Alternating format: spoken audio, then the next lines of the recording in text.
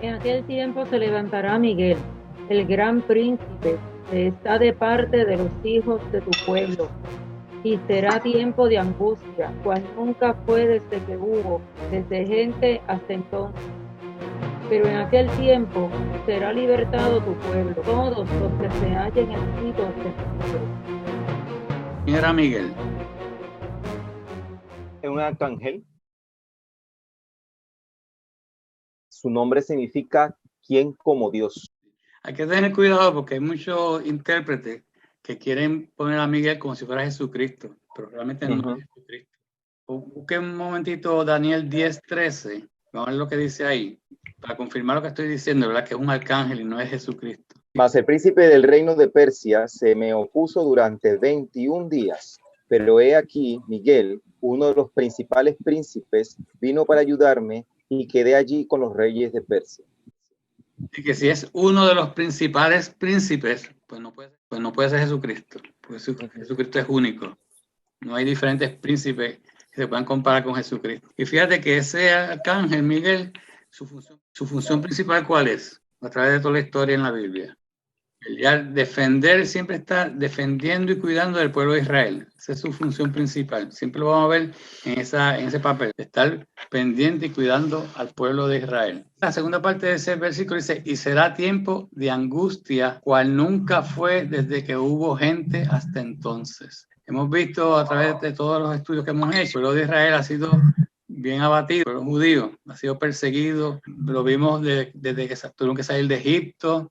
Luego en Babilonia, que lo cautivan, vimos especialmente a Antíoco, que fue una persona que constantemente estuvo persiguiendo al pueblo judío y trató de aniquilarlos a todos. Luego más tarde viene el Imperio Romano, que vuelve otra vez y sigue en cautiverio el pueblo judío. Y de hecho, desde 70 años después de Cristo hasta ahí, de ahí en adelante, el pueblo ha estado esparcido, ¿verdad? Buscamos un momentito en el versículo 3.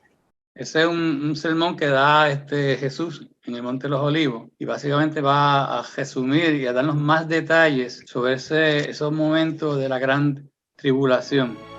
Y estando él sentado en el Monte de los Olivos, los discípulos se le acercaron aparte diciendo, dinos, ¿cuándo serán estas cosas? ¿Y qué señal habrá de tu venida y del fin del siglo?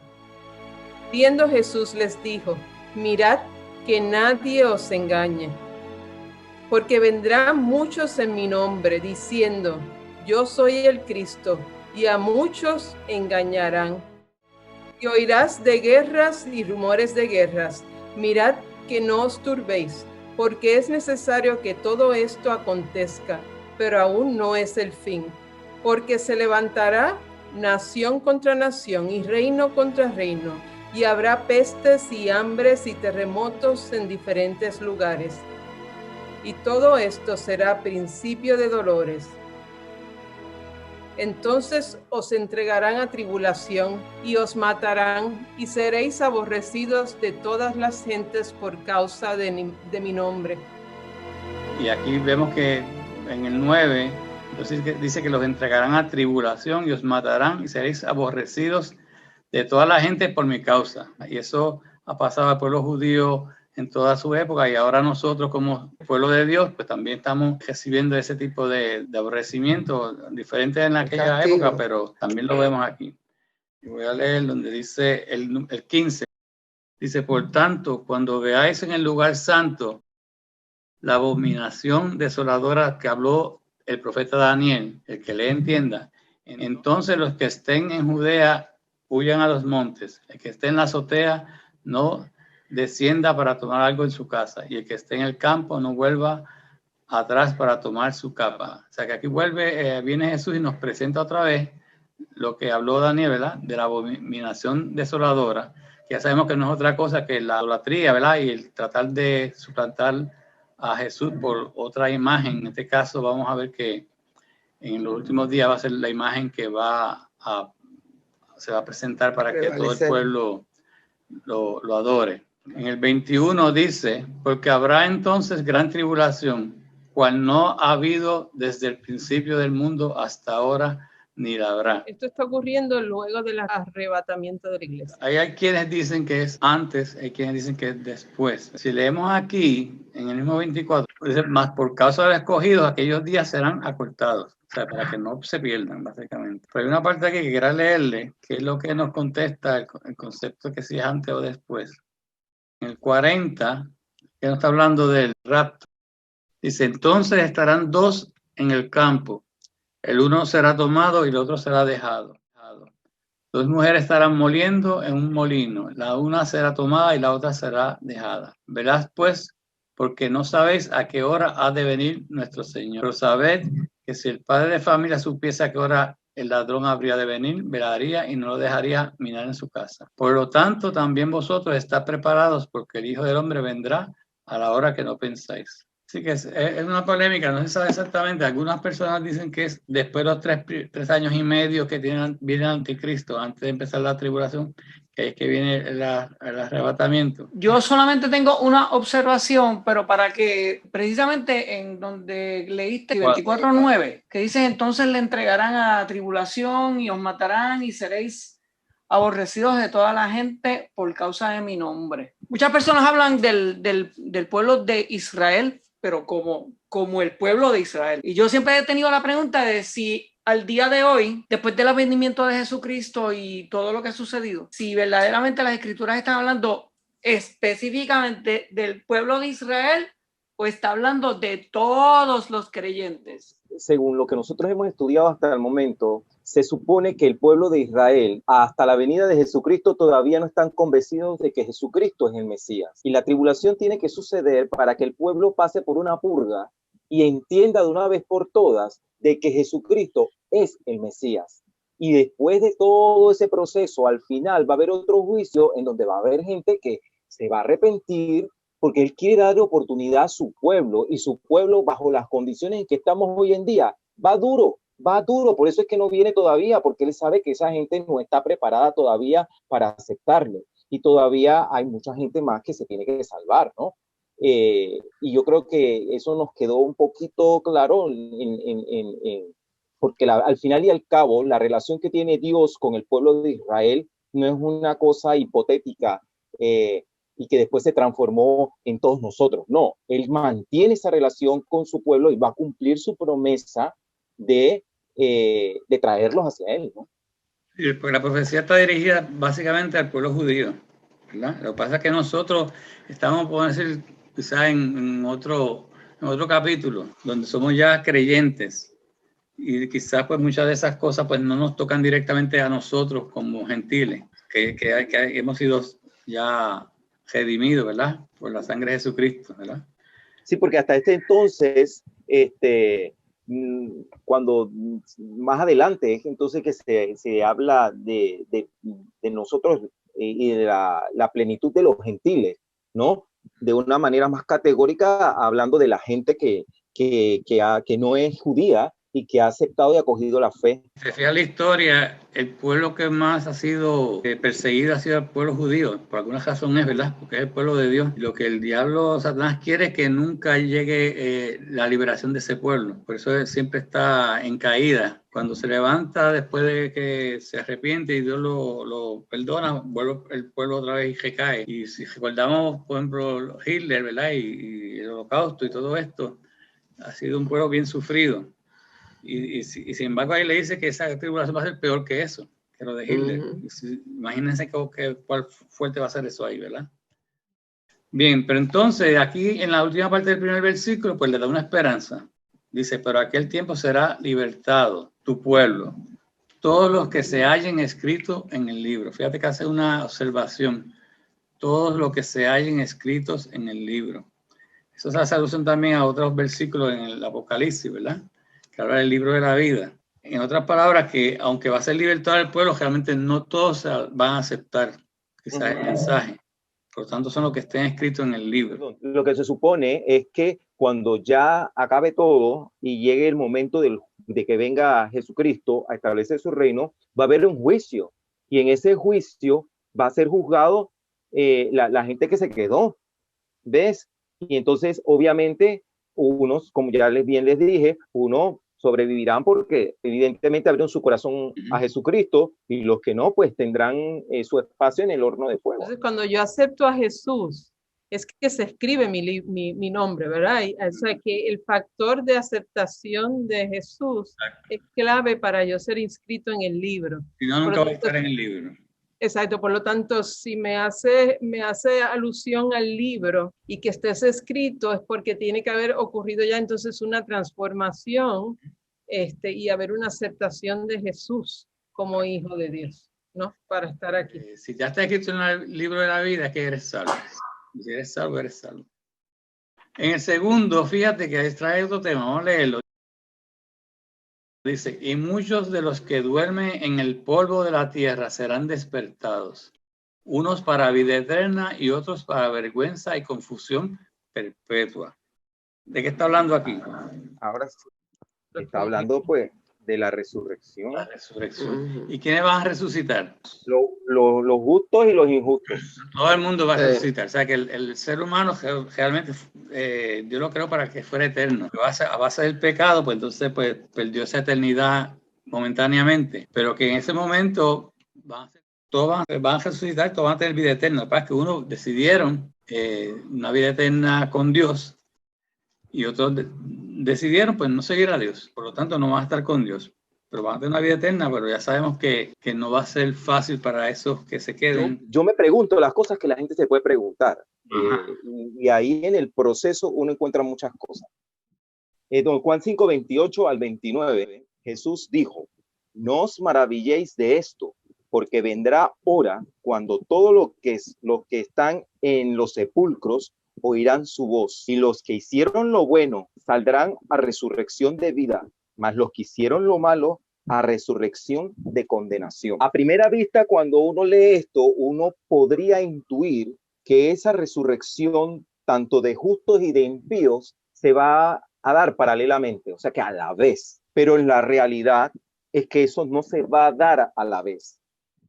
Si buscamos primera de Tesalonicenses 4, del 16 al 18, el apóstol Pablo explica, porque el Señor mismo con voz de mando, con voz de arcángel y con trompeta de Dios, descenderá del cielo y los muertos en Cristo resucitarán primero. Luego nosotros, los que vivimos, los que hayamos quedado, seremos arrebatados juntamente con ellos en las nubes para recibir al Señor en el aire. Y así estaremos siempre con el Señor. Por tanto, alentaos los unos a los otros con estas palabras. O sea, que son dos acontecimientos que se van a dar, y en esto que estamos leyendo, pues estamos viendo lo que va a pasar con nosotros, la persona que creemos en Jesucristo. Sin embargo, queda en el aire entonces qué va a pasar con la resurrección de los malos.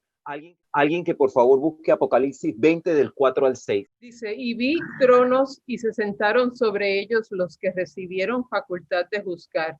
Y vi las almas de los decapitados por causa del testimonio de Jesús y por la palabra de Dios, los que no habían adorado a la bestia ni a su imagen, y que no recibieron la marca en sus frentes ni en sus manos. Vieron y reinaron con Cristo 1000 años. Pero los otros muertos no volvieron a vivir hasta que se cumplieron 1000 años. Esta es la primera resurrección. Bienaventurado y santo el que tiene parte en la primera resurrección. La segunda muerte no tiene potestad sobre estos, sino que serán sacerdotes de Dios y de Cristo, y reinarán con él 1000 años. Cuando los 1000 años se cumplan, Satanás será suelto de su prisión y saldrá a engañar a las naciones que están en los 4 ángulos de la tierra, a Gog y a Magog, a fin de reunirlos para la batalla, el número de los cuales es como la arena del mar. Ahí nos queda bien claro que va a ir otro proceso ya después, cuando venga el juicio definitivo para las personas que se quedaron, pues, las personas que son los impíos, ¿no? Busquemos ahora Eclesiastés 12:7, donde explica que el cuerpo y el alma se separan. Me tocó hablar específicamente sobre qué pasaba con la gente cuando se muere, para dónde nos vamos. Y era increíble enterarse de que es un tema que la gente no domina. todo el mundo tenía una idea, pero no era la idea correcta de qué era lo que sucedía, ¿no? Eclesiastés 12:7. Y el polvo vuelva a la tierra, como era, y el espíritu vuelva a Dios que lo dio. Asimismo, quiere decir que cuando tú te mueres, tu espíritu regresa con el Señor. Y como bien Jimmy dijo, sí somos eternos, porque el que se murió se va para el cielo y el que no se va para el infierno y allá va a estar en stand-by hasta que el Señor venga. Porque entonces vendrá, lo van a sacar de allá abajo y lo van a juzgar, y si salió malo, se va a ir otra vez y se va a ir definitivamente al horno de fuego con Satanás, porque es, bueno, parte de sus súbditos, ¿no? Pero es importante que la gente sepa eso, de que no es que estamos en hold, porque lo que sucede es que antes de que Jesucristo llegara, la percepción de lo que sucedía cuando la gente se moría era distinta, porque no fue sino hasta que Jesucristo llegó y contó la historia, la parábola esta del rico y Lázaro, fue entonces, y ahí se evidencia, y espero que en algún momento podamos hablar también de esos temas, ahí se evidencia de que se creía que el alma quedaba como en el paraíso, cuando hablaban así del seno de Abraham. Y ahí se quedaba el alma en hold, pero no llegaba a la presencia de Dios. Se quedaba ahí esperando en algún momento unirse con el Creador. Pero después que Jesucristo vino, Él explicó que realmente eso iba a cambiar, que el espíritu o alma no muere, por lo tanto, no será resucitado, solo el cuerpo. Sí, cuando se habla de resurrección, tenemos que tomar en cuenta de que es física, la resurrección es física, porque no resucita el alma es eterna, por consiguiente, lo que se resucita es lo material, que es el cuerpo, ¿no? Que también ya entendemos que cuando vamos a la presencia del Señor, vamos a ir con cuerpos glorificados, porque este cuerpo incorruptible que tenemos no tiene cabida delante de la presencia de Dios. Entonces, por eso es que vamos a ser glorificados para poder llegar a el Señor. Y por último, busquemos 2 de Corintios 5:8, por favor, si alguien puede leerlo. 2 de Corintios 5:8. Pero confiamos y más quisiéramos estar ausentes del cuerpo y presentes al Señor. Sí, porque estar ausente del cuerpo era estar presente ante el Señor. Estamos hablando de nosotros, ¿no? Entonces, ya él ya ahí se estaba quedando bastante claro qué era lo que iba a pasar después de la muerte. Es que nos vamos a estar con el Señor, que no haya duda de eso, y eso es muy importante, porque eso nos hace ver la muerte de una manera distinta, y no vamos a estar sufriendo como sufre las personas que no conocen a Cristo, que se quieren ir hasta con el muerto, y lo lloran. Nos va a doler, sí, lo sabemos, y la pérdida de un ser querido es una cosa que hasta que tú no lo vives, tú no lo puedes entender, pero no es menos cierto que nosotros como cristianos tenemos el consuelo de que esa persona va a estar mejor que nosotros porque va a la presencia del Señor. Yo quería añadir, Benjamín, que una de las partes de la Biblia donde es bien claro es cuando Jesús está en la cruz y al que está a la derecha, si no es al de la derecha, ¿no? Le dice, de cierto os digo que desde hoy mismo estarás conmigo. Por lo tanto, ¿qué significaba? El cuerpo no iba a estar, pero sí el espíritu. Así que ocurre la separación física entre cuerpo y espíritu. Cuerpo regresa a la tierra de donde vino. El espíritu, obviamente espiritual, va a otro nivel. Y estamos ahí, ¿verdad? En la espera de regresar a nuestro cuerpo glorificado, como estás mencionando. Pero es un concepto, es bien difícil entenderlo. A mí me ha tomado mucho tiempo, ¿no? Tú lo estás poniendo bien bonito porque lo has estudiado y es más fácil, pero es bien difícil para la persona entender el concepto porque nosotros nos vemos como una sola cosa. Pero la realidad es que nosotros tenemos un espíritu, un alma y un cuerpo. Y el cuerpo es algo que se lo va a comer los gusanos, obviamente, ¿sabes? Y vamos a regresar porque está hecho de unos elementos básicos. Pero el espíritu es algo que regresa. Y a mí el tema, ¿verdad? De la muerte es un tema difícil de entender, pero yo en la escuela, para podernos graduar de la escuela, teníamos que hacer una tesis. Y yo la tesis sobre la muerte. Y habían, ¿verdad? Personas que habían visitado, o sea, habían regresado y contaban sus historias y tenían ciertos aspectos dentro de la historia que eran similares. Pero sí, ¿verdad? Dentro de este proceso personas que estaban a punto de morir, las ponían para pesarlas, ¿no? Y perdonen, ¿verdad? No, esto parece algo medio 21 gramos, ¿no? morboso, pero las ponían para pesar, y cuando la persona moría, había un cambio en esa balanza de algo que se desprendía dentro. Pesa 21 gramos. Exacto. Entonces, eso nos comprueba, ¿verdad? Todas estas cosas, la realidad es que hay un Dios allá arriba y que nosotros vamos a estar en gloria a Dios. Le doy porque, ¿verdad? Somos hijos escogidos y estamos escritos en ese libro maravilloso que el Señor va a reconocernos cuando regresemos, ¿verdad? A su presencia. Los entendidos resplandecerán como el resplandor del firmamento, y los que enseñan la justicia a la multitud como las estrellas a perpetua eternidad. ¿De quién estará hablando aquí ahora? ¿Ustedes creen? Cristiano. Podría estar hablando de nosotros, quizás. Ojalá. Dice, los entendidos son los que han aceptado, ¿verdad? Esas verdades. Resplandecerán como el firmamento. O sea, hacemos luz. En la Biblia dice que tenemos que ser luz en nuestro mundo. Estoy recordando es cuando le dice Dios a Abraham que vea el firmamento y vea las estrellas y las luces, y así será tu descendencia. O sea que desde ahí nos está poniendo, ¿verdad? Como estrellas en el firmamento, ¿no? Sí, es una promesa. Y entonces ahí nosotros caemos ahí también, porque nosotros hemos sido entendidos, en el sentido que hemos aceptado la salvación, ¿verdad? Y todo el mensaje de nuestro Dios.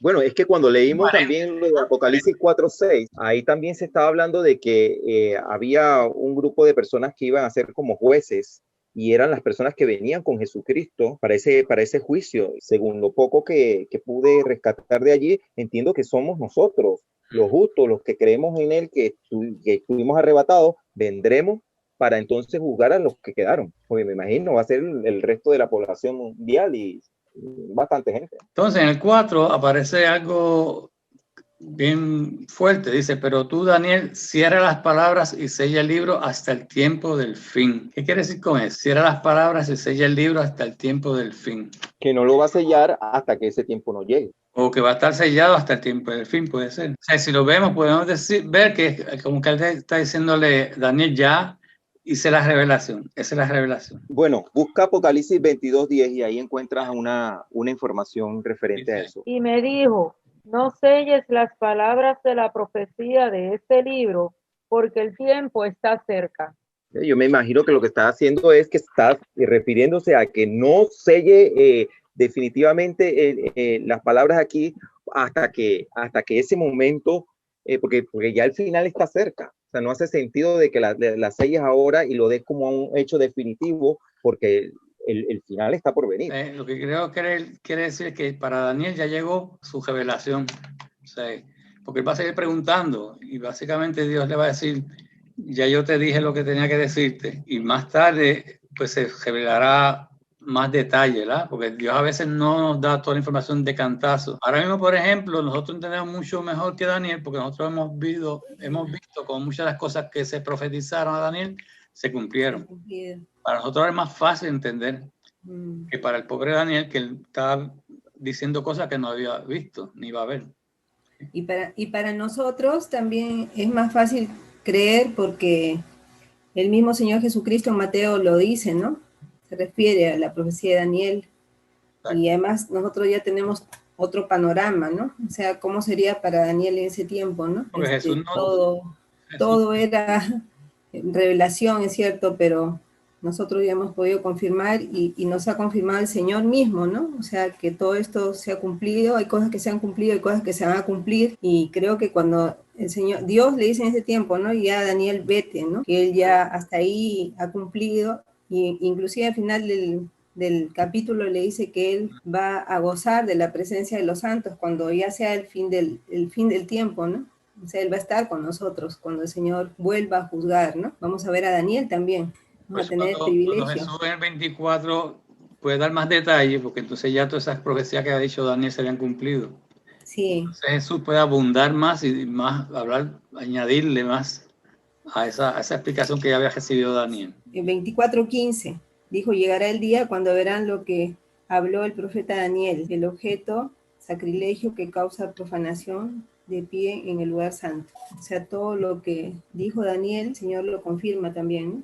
Entonces, seguimos en el 4. Dice, muchos correrán de aquí para allá y la ciencia se aumentará. Yo entiendo que son señales de cosas que van acercándonos quizás a ese momento de la tribulación y luego la venida de Jesucristo. Ustedes creen, muchos correrán de aquí para allá y la ciencia se aumentará. Yo estaba preguntándome si cuando dice correrán de aquí para allá se refiere a todos estos movimientos migratorios como resultado de tantas cosas que han pasado en el mundo, o si tiene que ver con las guerras y los cambios de poder de gobierno, pero no sé la respuesta. Podría ser muchas cosas, quizás podría referirse a los tiempos modernos, que ahora la movilidad es tal que no se pensaba en aquella época que tú pudieras estar aquí hoy, ¿verdad? Mañana en China.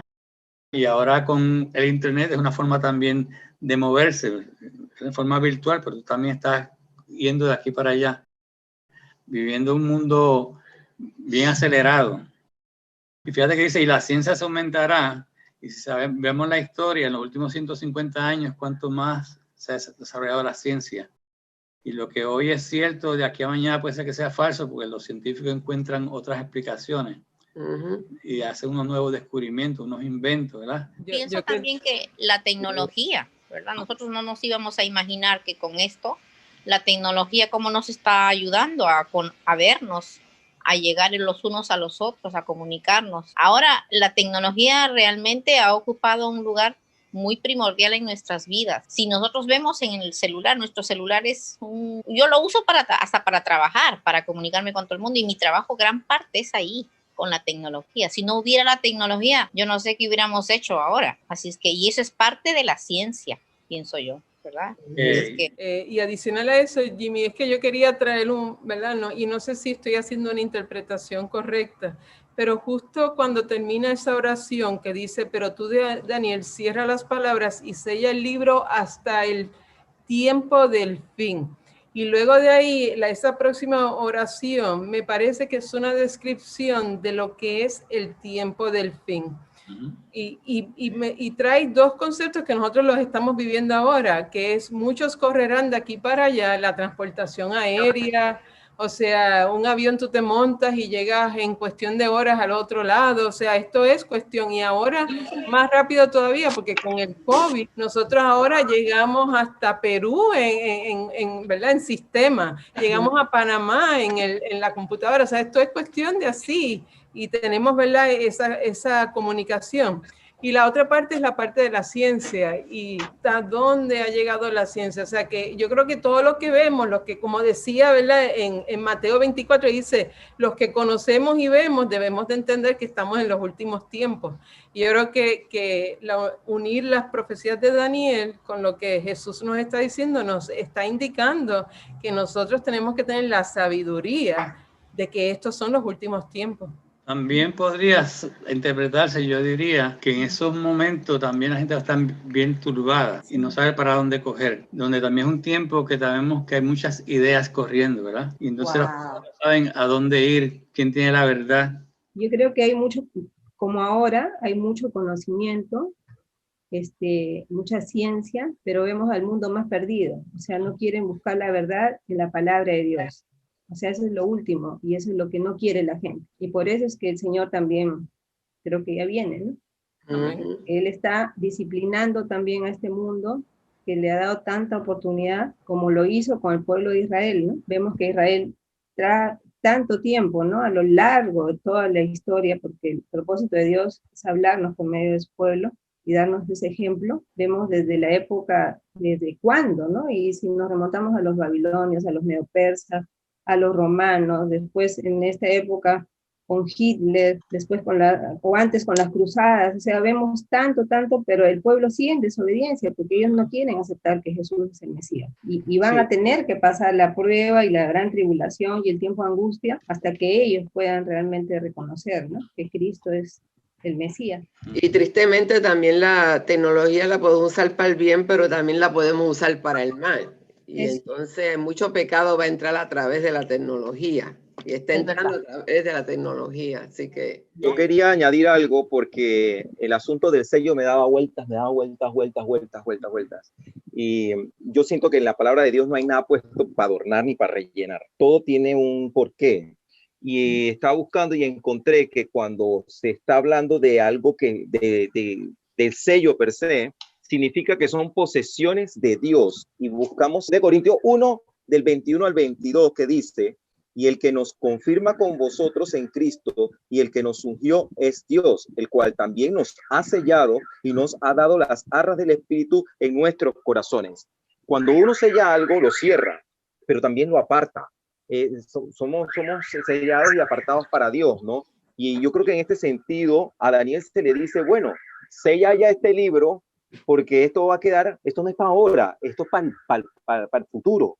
Así que no le metas casco a esto y vamos a preocuparnos por aquí y el ahora, y no te preocupes por lo que va a pasar, que claro, él no entendía que después iba a venir Jesucristo y todo lo que iba a pasar después con el pueblo de Israel, pero creo que es, cierra el libro, ya yo te conté esto, y esto no es para ti ahora, no le metas casco, esto es para la gente que viene, para que entonces ellos descubran esas verdades y entonces ellos entiendan lo que va a venir después. Exacto, sella y no quiten ni ponga, ni quiten ni añada. Pues, ok, vamos a seguir entonces en el versículo 5. Dice, yo, Daniel, miré, y aquí otros dos que estaban en pie, el uno a este lado del río y el otro al otro lado del río. Y dijo uno al varón vestido de lino que estaba sobre las aguas del río, ¿cuándo será el fin de estas maravillas? Así que ahí tenemos tres personajes tenemos ahí, ¿verdad? 4, concluyendo a Daniel. ¿Cuáles son los 4 personajes que tenemos ahí? Hay 2 en un río y uno al otro lado del río. Hay uno en el río y 2, uno a cada lado del río, ¿cierto? Y uno está vestido de lino. Es el que está sobre las aguas. Sobre las aguas. Pero hay otros 2. Que le está hablando a los otros 2. No dice que son, pueden ser que sean otros ángeles. O unos testigos, como se va a decir luego en el Apocalipsis, ¿verdad? Los testigos. Y hace una pregunta, ¿cuándo será el fin de estas maravillas? Entonces, en el 7, entonces oye la contestación, que le da el varón vestido de lino, el que estaba sobre las aguas del río, el cual alzó su diestra, siniestra al cielo, las manos, ¿verdad? Alzó sus manos al cielo, básicamente quiere decir ahí, y juró por el que vive por los siglos, Dios, que será por tiempos y mitad de un tiempo. Y cuando se acabe la dispersión del poder del pueblo santo, todas estas cosas serán cumplidas. En ahora 2 detalles.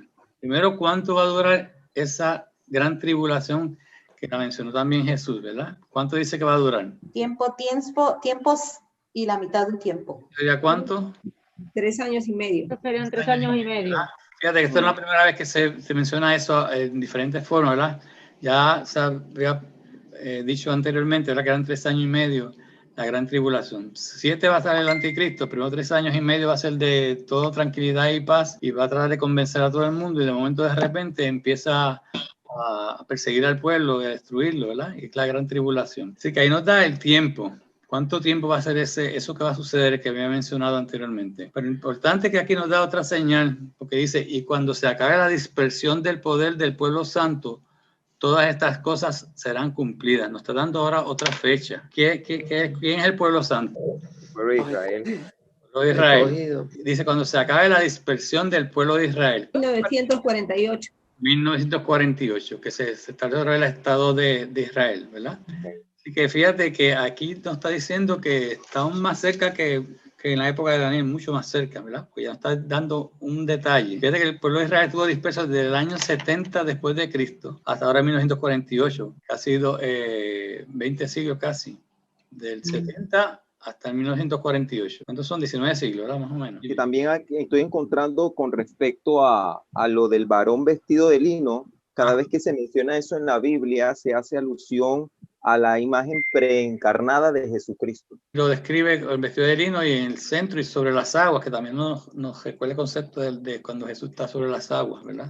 Que alguien que tiene un poder sobrenatural. Está presentando otra señal de cuándo se estará acercando el tiempo. Dice que todo eso va a pasar después que se acabe la dispersión del poder del pueblo santo. la gran tribulación. ¿Cuántos siglos van de los 19? Si está 1948 a 70, ¿cuánto te da? 1878. En esos años estuvo todo el pueblo de judío disperso en el mundo. 18. Todavía hay gente dispersa, o sea, judíos dispersos, y hay hasta asociaciones de judíos que se dedican a rescatar todas esas personas que son judías, que todavía son perseguidas en diferentes países, en África y en otros lugares. Pero Israel es uno de los países más poderosos ahora actualmente del mundo, especialmente en términos... Es que tengo una pregunta con relación a lo del tiempo, medio tiempo, que lo habíamos visto anteriormente en Daniel 7:25, ¿verdad? Porque el 7:25 era cuando me estaba hablando del anticristo, ¿no? El tiempo del anticristo. Sí. Ok, pero entonces, ¿cómo relaciona con el tiempo? Es que como que creo que hay dos cosas aquí, ¿verdad? Está la dispersión, el regreso del pueblo, y entonces también está la parte del anticristo. El anticristo está 7 años. De los 7 años, los últimos 3 años y medio es la gran tribulación. Está dado en el capítulo 7 que tú mismo estás mencionando, ahí lo divide. Ok, pero no hay una relación entre el regreso del pueblo en el 1948. Es como una señal. Lo que está diciendo es que antes de esa gran tribulación va a formarse el Estado otra vez de Israel. Se van a regresar los Pero judíos. eso está en una oración aparte, ¿verdad? Porque dice, y cuando se acabe la dispersión del poder del pueblo santo. Todas estas cosas serán cumplidas. Okay. Las cosas que están cumplidas es básicamente la gran tribulación. Pero yo mira lo que encontré. Ajá. Encontré una cosa que dice que tiempo corresponde a un año. Tiempos corresponde a 2 años y medio tiempo es medio año. Nos suma a 3,5 años. Sí, 3 años y medio. O sea, para saber, para el que no le quedó claro, pues sepa de dónde que salen estos 3 años. Igual que las 7 semanas que vimos, ¿verdad? Que no eran literalmente conceptos semanas, sino eran semanas de años. Yo había oído otro estudio bíblico, pero hace un tiempito, sobre lo del Apocalipsis, porque yo personalmente no creo que toda la profecía es solamente al pueblo de Israel. No solamente son ellos los que están siendo perseguidos. Ahora mismo, en el siglo XXI, hay sitios donde hay muchos cristianos que son perseguidos, que están siendo perseguidos y están siendo encarcelados y todo, porque hay sitios donde los misioneros es bien difícil para entrar. Es verdad que yo sé que está dirigido mucho del mensaje a ese pueblo de Israel, pero en el mensaje estamos los cristianos, y también igual que ellos, hay muchos cristianos que no están firmes, a pesar de que han visto la proeza y el poder de Dios, y no están tan firmes como debieran de estar. Hay que verlo desde el contexto en el que está. Todavía nosotros como pueblo de Dios no existíamos. Entonces se estaba hablando única y exclusivamente del pueblo de Dios, el pueblo judío. Ahora bien, ya después sobre la persecución se habla infinidad de veces, ya con Pablo, con Pedro, con todos los demás apóstoles después, ellos hablan de eso que ellos también sufrieron a causa del evangelio. O sea que en este contexto está hablándose y refiriéndose al pueblo, lo que le va a suceder a ellos, pero después en el Nuevo Testamento vemos que ya los apóstoles se refieren a esos tiempos difíciles que vamos a vivir ya nosotros, que somos parte del pueblo de Dios, que somos esa añadidura, esos gentiles que han abrazado la fe. Señor mío, ¿cuál será el fin de estas cosas? Anda, Daniel, pues esas palabras están cerradas y selladas hasta el tiempo del fin. Vuelvo otra vez básicamente a recordarle que ya yo te dije lo que tenía que decirte, y esto pues en el tiempo del fin se entenderá. No voy a añadirte ahora en este momento nada más. Dice, muchos serán limpios y emblanquecidos y purificados. Los impíos procederán impíamente y ninguno de los impíos entenderá, pero los entendidos comprenderán. Hay un versículo en el Nuevo Testamento donde dice que solamente los que tienen el Espíritu pueden entender estas cosas. Y cuando yo leí ese versículo pensé en eso, en el hecho de comprender y de entender es porque aceptaron y porque el Espíritu les permite comprender y entender. Una persona no va a entrar en esa diatriba de estar pensando si creo o no creo. Si no tienes a Cristo en tu corazón, no va a haber Espíritu Santo, ni vas a tener esa duda ni nada por el estilo. Ya vas a estar perdido, ¿no? Pero una persona que tiene a Cristo en su corazón tiene al Espíritu Santo, que es la guía. Sí, pero yo entiendo que lo que está diciendo Lirio es que la persona inconversa a quien se le está predicando la palabra, el Espíritu Santo puede tocar su corazón. Ah, claro que sí, porque Dios quiere salvar a la gente que está perdida. Exacto. Claro que sí. Pero tiene libre albedrío. O sea, Exacto. Claro. como tiene libre albedrío, él decidió realmente aceptar o no aceptar ese mensaje. El deber de nosotros es pues llevarle el mensaje. No, yo me puedo preparar muy bien para hablar del Señor a otra persona, pero en realidad no depende de que yo me prepare bien, depende de que yo deje que el Espíritu Santo haga el trabajo, porque si yo me paro sobre mis propias fuerzas, mi propio conocimiento, a tratar de enmendarle todo un discurso a una persona para que acepte a Cristo, no va a pasar nada, porque yo lo estoy haciendo en la carne, no en el Espíritu. Yo tengo que dejar que el Espíritu haga el trabajo. Yo hablo, pero el Espíritu va a trabajar dentro de esa persona, pero yo tengo que también ser un instrumento. Entonces, a veces yo que aquí en Panamá y en Puerto Rico, lo vi muchas veces, que sentía como que la gente como que dependía más del conocimiento que tenían y no se ponían como que en las manos de Dios. Eso yo creo que es muy importante y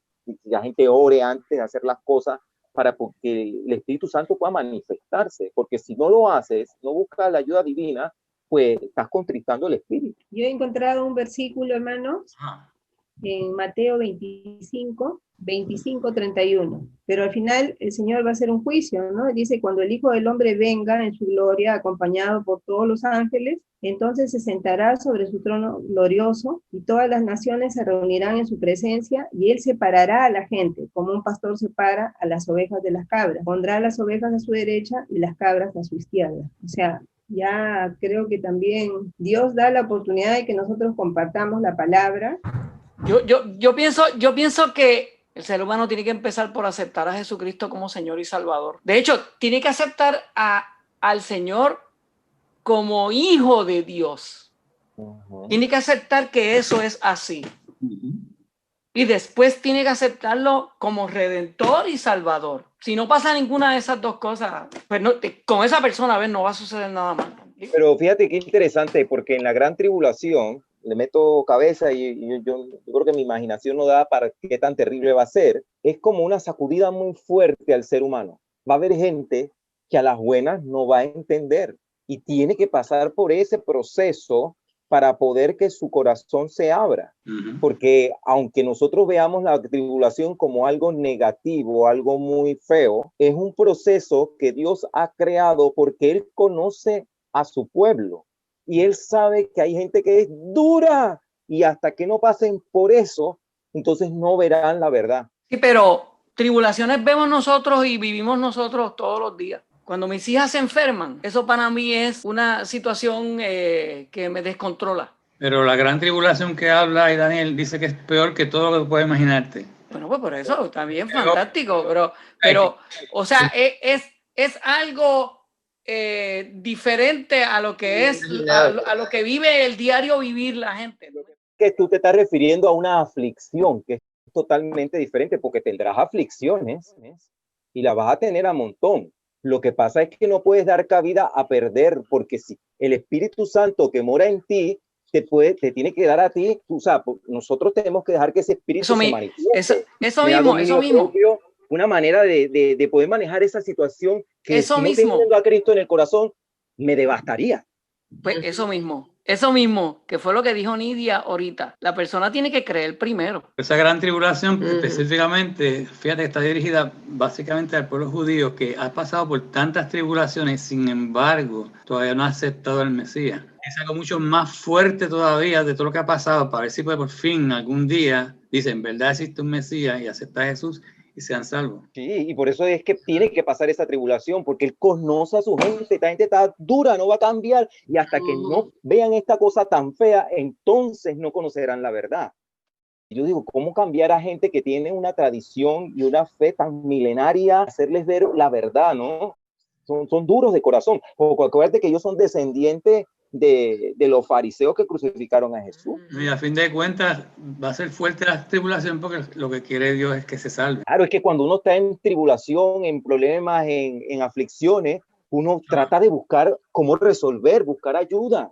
Y esa tribulación, entiendo yo, ¿verdad? Esa tribulación es la que nos va a purificar, que va a servir que su pueblo, ese pueblo incrédulo, se purifique y pueda ser salvo. Pero no tiene que ver con nosotros, porque no lo vamos a vivir.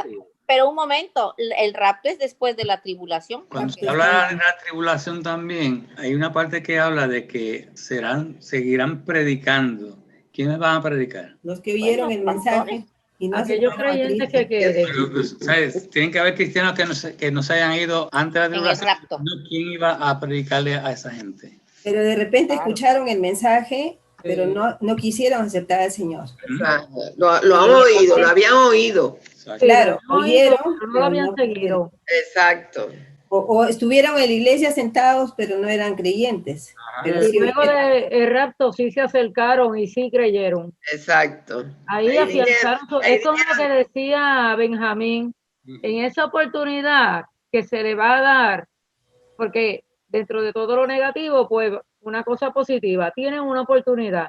Y dentro de esa gran tribulación, si se afianza su fe, porque sí tenían fe, pero no estaba afianzada. Y ahí es que van a tener entonces oportunidad para poderse ir ya en lo último. En la eternidad lo sabremos todo. Bueno, yo quería compartirle nada más. Porque ahora vemos por espejo, luego veremos de repente me quedo. Cara a cara. De repente me quedo a predicar. A lo mejor. Dice, mediante estas pruebas, muchos serán purificados, limpiados y refinados. Sin embargo, los perversos seguirán en su perversidad, y ninguno de ellos entenderá. Solo los sabios comprenderán lo que significa. Daniel 12:10, en la traducción en lenguaje actual, dice: muchos van a sufrir por todo lo que te he dicho, pero después de ese sufrimiento serán mejores personas. La gente malvada seguirá siendo malvada y no se dará cuenta de lo que está sucediendo, pero los maestros sabios sí se darán cuenta de todo. Entonces, que sí va a haber gente dura que no va a querer cambiar, pero durante ese proceso tan terrible va a haber gente que sí se va a entregar al Señor y va a cambiar su manera de pensar, porque el proceso los va a llevar a eso, porque el objetivo es estar junto a su pueblo. Él esa historia no la dejará inconclusa, él la tiene que terminar. Yo no he visto ninguna historia de la Biblia que quede como abierta a interpretación. No, él es puntual y él va diciendo, si yo comprometí esto, yo lo voy a... Cuando estamos hablando me viene, ¿verdad? Los discípulos, ¿no? Y los discípulos estaba Judas y habían 12 escogidos, 12. De los 12, el perverso siguió siendo perverso. Aunque estaba acompañado de Jesús, no pudo cambiar. No, y aún como tú dices, fue escogido por Jesús, mira para allá. Escogido, ¿verdad? Es que él tuvo un propósito también para escoger. Por eso tenía un propósito, pero obviamente, ¿verdad? Su perversidad y su maldad estaba ahí, o sea, sus intereses eran otros, y esos intereses que eran otros lo llevó ¿verdad? A donde entrega a Jesús por factor de dinero, ¿verdad? Por ganancia, sin pensar realmente el acto y la consecuencia de su acto y sin llevarse a un arrepentimiento. Ahora, los entendidos, que en este caso yo voy a ver a Pedro como uno de los entendidos, donde sí cometió un error de no reconocer, obviamente inicialmente cuando hace la traición, pero sí cae, o sea, su entendimiento lo lleva a reconocer el error y a arrepentirse hasta, ¿verdad? Más no poder. Entonces yo creo que entre nosotros, ¿verdad? Ahorita cuando estamos hablando de la carne y hablamos del espíritu, ¿verdad? La carne, todos estamos en la carne y tenemos, ¿verdad? Hay que crear un balance entre la carne y el espíritu. Pero el espíritu es lo que nos hace tener esa relación directa, es lo que nos abre el entendimiento para saber lo que estoy haciendo mal y lo que tengo que corregir. La carne es la que me lleva al pecado y está ahí todo el tiempo. Pasa que yo la tengo que callar y el espíritu la calla, me enseña a que yo soy débil en X y Y cosas y que yo tengo que asegurarme que esas son mis debilidades y que cuando yo me enfrente a esas debilidades, yo tengo que alertar mi mente y mi espíritu, ¿verdad? Permitir que yo, ¿verdad? Logre tener ese control. Pero así veo, ¿verdad? La parte de balance entre espíritu, la carne y el entendimiento, porque el entendimiento siempre va a venir a través del espíritu, pero la carne es la que me mantiene atada a las cosas y a los placeres, ¿no? A través de la Biblia, pues nos explica muchos detalles sobre el versículo 11 y 12 nos está dando otros numeritos ahí, ¿verdad? Otras fechas. Y dice que desde el tiempo que se ha quitado el continuo sacrificio hasta la abominación desoladora, habrá 1290 días. Aquí añade 30 días, ¿recuerdan? Que eran 1960. Parece 1290. La explicación que yo encontré es que después que pasa la tribulación es que se va a presentar entonces esta imagen, que es lo que llaman la abominación desoladora. O sea, que es un periodo de 30 años en donde se levanta esa imagen para que sea adorada. Esa es la única explicación que yo vi sobre eso. 1290 días, porque los 3 años y medio generalmente son 1260. Otra persona han mencionado que quizás pues hay un chance adicional que se le da de 30 días más para ver si alguien más pues dentro de ese periodo también se convierte. Un chance más que Dios le da ahí. La imagen que va a levantarse en el altar para que lo adoren, ¿verdad? Que es el mismo Satanás con el anticristo, ¿verdad? Se adora esa imagen. Se adore. Y previo a él va a haber una especie como de portavoz o sacerdote, llámelo así, que va a estar ablandando el camino primero y convenciendo a la gente de que todo va a estar chévere.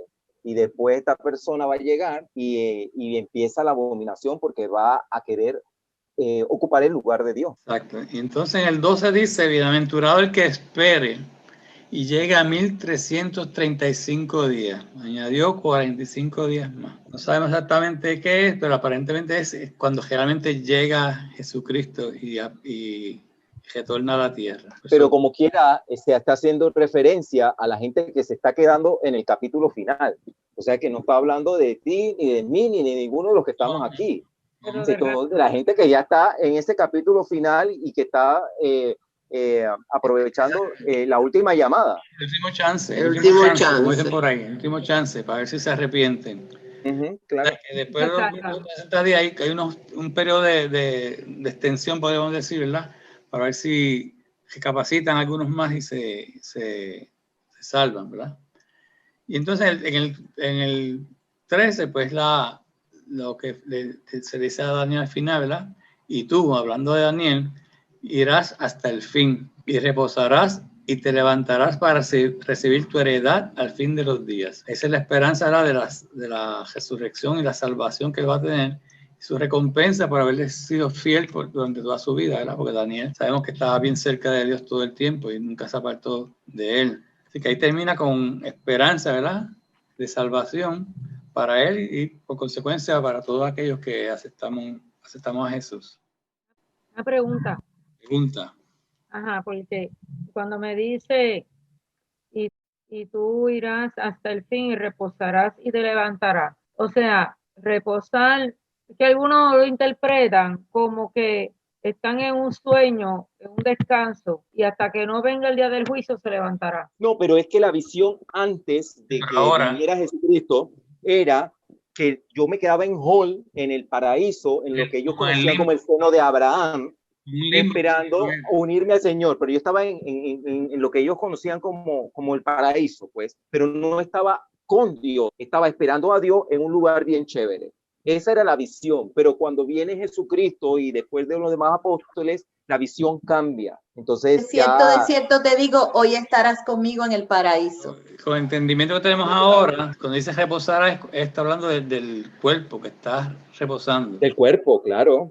Entonces dice te levantarás, es el cuerpo que se va a levantar. El cuerpo. Y te levantarás para recibir tu heredad al fin de los días. Si yo siempre he pensado, y yo no sé, esto me lo aclararán ustedes que saben un poquito más, que a nosotros nos van a tocar mansiones allá arriba, porque es una duplex y yo voy a trabajar en función de mi duplex, porque yo quiero una casa grande, pero entonces va a haber, ¿será que habrá casas más chiquitas y otras más grandes? No sé qué, todo va a ser muy bonito allá arriba, pero unas serán más chiquitas y yo creo que cuando se refiere a esa heredad, no solamente a la vida eterna que tenemos, yo me imagino que también a esa posesión que tendremos allá arriba.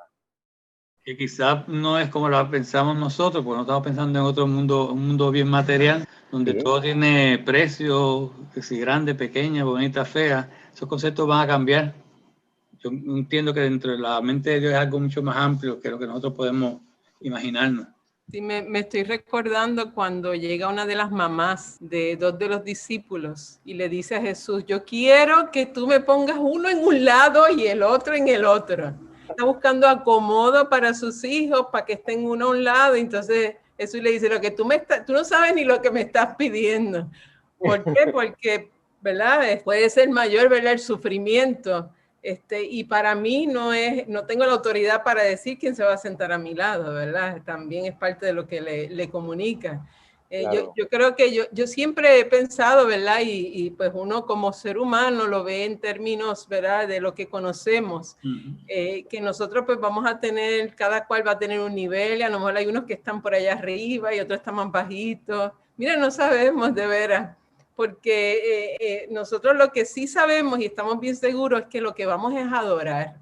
O sea, nosotros vamos a estar en constante adoración al Señor. Y vamos a disfrutar, ¿verdad?, de una nueva tierra.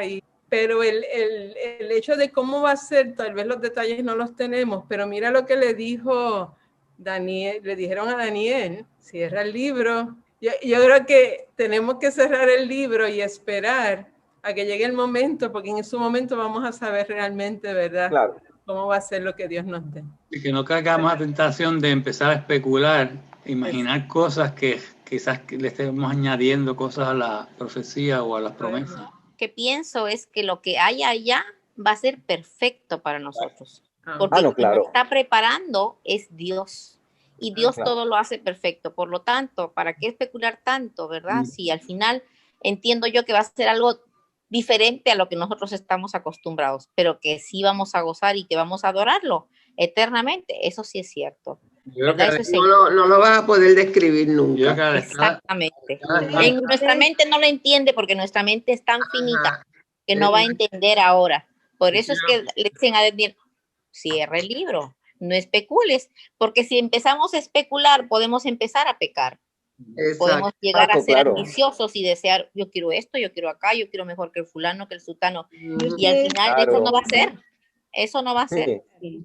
¿Ustedes recuerdan ese versículo donde dice que no habrá ni llanto ni desolación? Yo creo que hay tanto sufrimiento en este mundo, porque bueno, somos afortunados cuando estamos bien, pero también pasamos pruebas, pasamos consecuencias de nuestro pecado. En este mundo hay mucho dolor de repente hay más dolor para otros que para nosotros mismos, pero a mí me encanta cuando comparto la palabra, no me acuerdo ahorita el versículo, porque sí me gusta ir textualmente a la palabra, y donde dice, ¿no? Donde no habrá llanto ni desolación. Apocalipsis 21:4. Yo creo que si ya no va a haber sufrimiento, realmente lo otro, en el lugar donde estemos, las coronas que tengamos, solo el Señor sabrá qué merecemos. Pero el hecho de estar delante de Él, de ver su rostro, ¿no? Que nosotros como creyentes, ese es nuestro anhelo, ¿no? Ver su rostro, estar delante de Él en un lugar donde ni nos imaginamos, ¿no? Yo creo que nosotras de repente como madres, o sea, pongo en mi caso, ¿no? Personal, cuando tenemos a nuestros hijos, cuando los vemos caminar, cuando los vemos crecer, cuando vemos tantos logros, nos llena tanta felicidad y tanto amor el Señor nos da. ¿Cómo será ver al Señor, no? O sea, es algo una que maravilla. No va a tener comparación, ¿no? Va a ser lo mejor para nosotros.